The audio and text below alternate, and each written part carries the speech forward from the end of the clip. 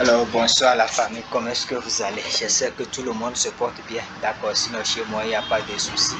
Je vais très bien depuis un certain temps. Et vous avez vu que je n'en vois pas les signaux parce que la situation du marché n'est pas totalement claire.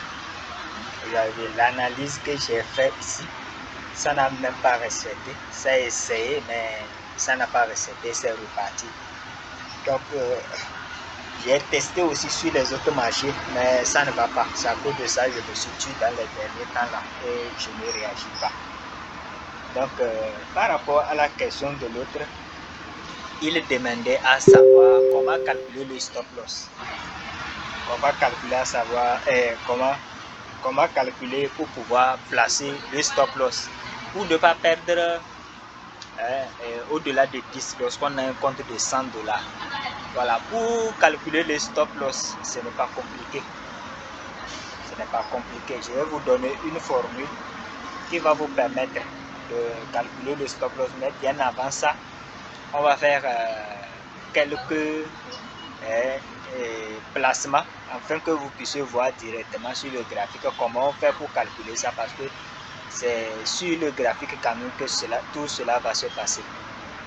Mais à la fin, je vais vous envoyer peut-être une formule que je vais fabriquer peut-être et vous expliquer comment lire ça.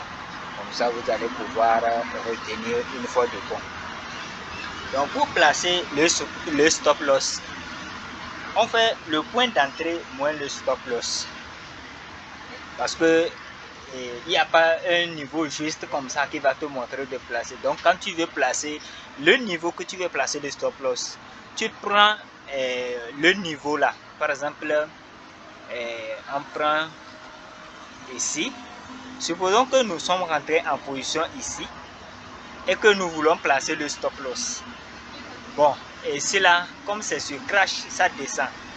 Bon, je peux dire que on rentre en position ici, à un niveau ici. On rentre en position celle ici. Le niveau du marché j'ai pris. Et maintenant, on veut placer un stop loss. Mais on ne veut pas perdre au-delà de 10 $. Vous comprenez?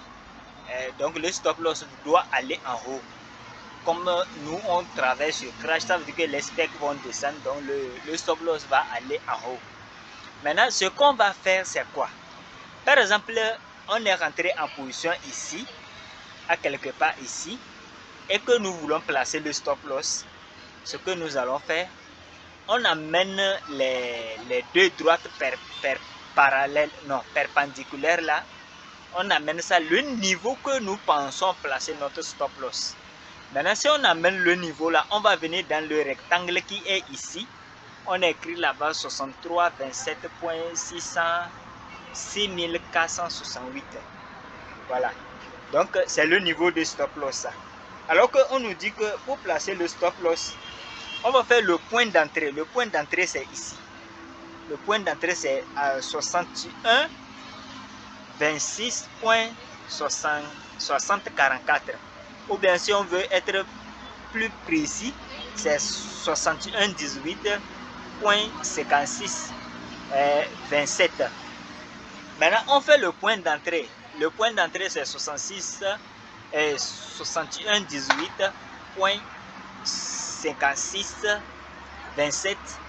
Et on fait ça moins maintenant le stop loss que nous allons placer par exemple ici, à quelque part ici, et que nous allons faire moins 63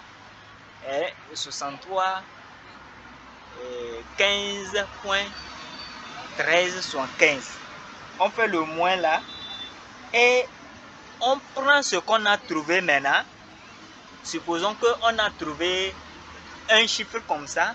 Le chiffre qu'on a trouvé maintenant, on va multiplier par le lot que nous avons placé. Si c'est 0,0, si c'est 0,5, si c'est 0,10, si c'est 0,15, si c'est lot de 1, si c'est lot de 2, on calcule cela comme ça. Donc, en bref, ça dit que pour placer le stop loss, on fait le point d'entrée moins le niveau de stop loss. Voilà. Le chiffre qu'on va trouver maintenant, on multiplie le chiffre là par le lot qu'on a pris. Et maintenant, on va trouver le nombre de pertes. Le nombre de pertes qu'on peut effectuer. Maintenant, si tu veux perdre moins de 10 dollars sur 100 dollars, donc tu vas faire les calculs là comme ça jusqu'à trouver moins 10. Et en ce moment, tu sais que si tu places ton stop loss là-bas, c'est moins 10 que tu auras après. Donc, je vous remercie. Merci. Et s'il y a des questions, je serai disponible pour que pour qu'on puisse éclaircir ce qu'il y a à éclaircir. Je vous remercie.